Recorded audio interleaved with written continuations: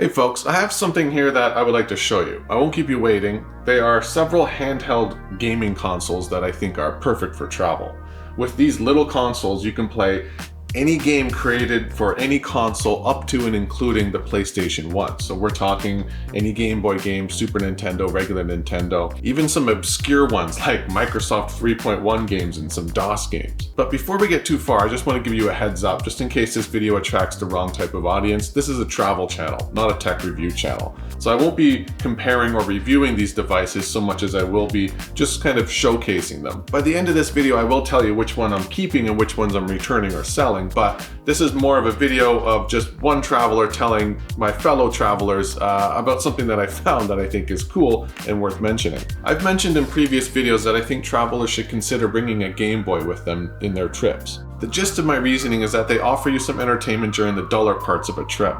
For example, if you're on an overnight bus or you're waiting in an airport, they offer the perfect balance between entertainment and awareness. You won't get sucked down a YouTube or Reddit rabbit hole on a Game Boy, and when you're traveling, your awareness of what's around you is kind of everything. I'll go into why I have a growing hatred for my phone a little bit later, but basically, this brings me doom and gloom, and this brings me joy. And for those of you that get travel anxiety, look no further than one of these bad boys. I mean, for you, this is a near must-have.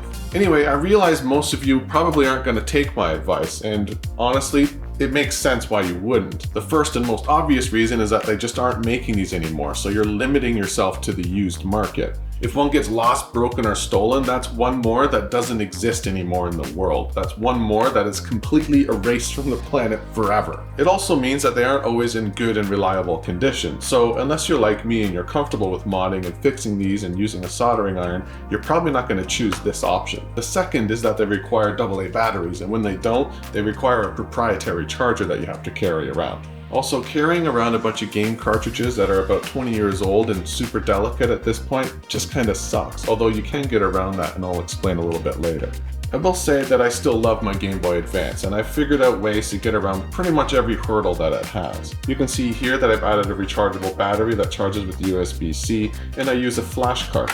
A flash card is basically a Game Boy cartridge that you can put an SD card into. You can download literally any Game Boy game in the known universe on it at the same time, which is awesome. You can't buy many of these games anymore, and I think it's a really elegant way of keeping this work of art alive and well. No matter who you buy Game Boy games from, the original developers don't get any of that money. But I still fear damaging or losing these devices because they are getting harder to find in good condition. So that's what led me to look for alternatives. I'd rather just put these on display somewhere where they can retire comfortably after their many hundreds, maybe even thousands of hours of service. So what was I supposed to do? I wanted something where I can just go online and buy something fresh and new and just off the shelf that would replace these pretty much exactly. That's what I'm going to show you here today. So I have several devices here. The Trim UI Brick, the Miu Mini Plus, the Miu Mini version 4, and the Anbernic RG35XXH. Anyway, I've obviously linked all these products down in the description if you want to find them easily. I also had a few other devices that I bounced off of. I had the RG40XXV, the RG Cube XX, and the Miu A30. All of these were either too big or too small or just didn't feel right in my hands, so they're not here anymore. The best part of all of these devices is that they're cheap. They're like between $50 and $80. So you can buy them off the shelf brand new. They're made right now. They're cheap and they come loaded with games. You might be thinking, hey, what about the Nintendo Switch? And yeah, what about the Nintendo Switch? A Switch works great. This one's Olivia's. But there is a significant size and weight difference, and it costs about 4 times more. But of course, then you're locked into playing only Nintendo games, many of which have microtransactions or require Wi-Fi. And even Nintendo is trying to get you on their subscription service by holding your game saves ransom. But I digress because I do love the Switch, but for me it's just an at-home console. There's also the Sony PSP that you can find relatively new. They're super easy to mod just with software. It's completely free to mod them, and they can play anything up to a PS1 as well. So if you have a PSP sitting around, this is a great little console to get back into. Before recently, I'm guessing a lot of you probably weren't aware of these devices. Just like me, I only stumbled upon them when I was looking for an alternative to the Game Boy. And that's the whole point of this video, really. It's my way of contributing to this community, the community of people that make these devices and preserve the art form of those old retro games. I think it's important. And the more people that invest in these, the more money gets put at R&D, and these can go on forever. That's my hope. Like I said, this isn't a review or comparison video, but let's look at these devices and talk a little bit about them. All of them will play literally any console up to and including the PS1. So on just this one device, you can have all the Game Boys, all the Super Nintendo, all the Sega Genesis, Microsoft, PS1, some Atari systems, even the stand-up arcade systems, and much, much more. For those of you that aren't afraid to use your computer, you can upgrade them massively with some software. The instructions are all online, it's very simple to do.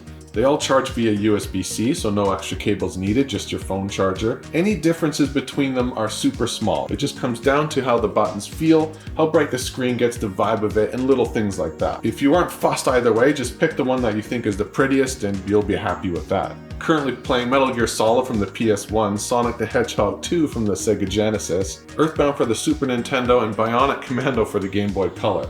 I'm just living my childhood dreams over here. Now, which one am I going to choose? Well, for me, it was love at first sight. The winner is clear for me. I'm choosing the Miyoo Mini Plus. This thing is just perfect. The software is the smoothest in all of them. If it was any bigger or smaller or lighter or heavier, I wouldn't like it as much as I do. It's just a perfect console for me. The battery lasts just long enough. It has all the right features. It's got the right colors. Everything about it, right down to these little chiclet buttons that they have.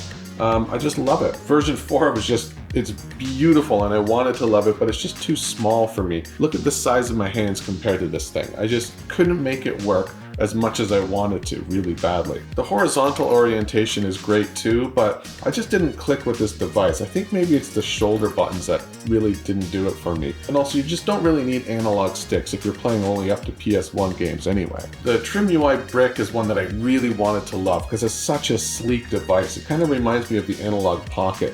Everything about it is just beautiful. It's objectively a beautiful looking device.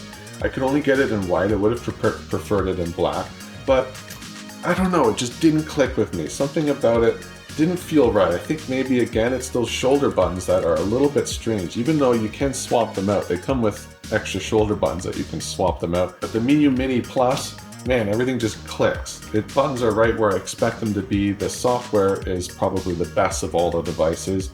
And that's backed up by basically everybody on Reddit. So this is the one I'm going to keep, and the rest I'm going to return. Now let me tell you why the phone sucks.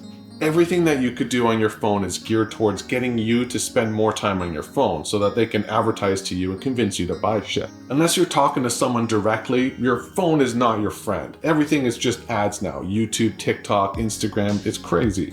Even Google Maps tries to put on little McDonald's logos to let you know that you're right near a McDonald's in case you want a quick burger. And don't forget all the fear-mongering, the election swinging, and the dividing that these devices are capable of doing. Any rich maniac in the world just has unfettered direct access to our brains with this device. Like, these things are actually convincing people to elect for literal idiots. Like objectively monstrous people who are also idiots are getting into some of the most powerful positions in government all over the world because of these things and misinformation. They do their best to prevent any original thoughts. They seek to completely replace your own thoughts with their own agendas and their own marketing. I like to write when I travel, and I like to write music when I get home and create these videos and other things. And for my job, I'm required to write and create and make videos. Being creative is a huge part of my life. There is a noticeable inverse relationship between the amount of time I spend on my phone and how creative I'm feeling. Traveling for me, it fills up my creative brain. It's fuel for original thought and feelings. And a phone is just the absolute opposite of that. When you travel, stay aware of your surroundings. If not for just the beauty of what's around you, then at least for the safety aspect of it all. Besides, it would be absolutely criminal for you to miss something beautiful outside the train window because you were too busy reading the comments section on a Reddit post. And in those rare times where you do get bored or a little anxious, or maybe you can't sleep because of jet lag, well, then you have these guys right here. And they cost about as much as it costs you to pick your plane seat. You know, when you book an airplane nowadays, they charge you extra to choose whether you want to sit in the aisle or the window or whatever. Well, if you were to just not make that choice and let them randomly place you for your next flight, that would be like double what it costs to buy one of these things. Anyway, that's it for me, folks. Happy travels, happy gaming. Hopefully the next time you see me, I am somewhere far, far away from here. Catch you later.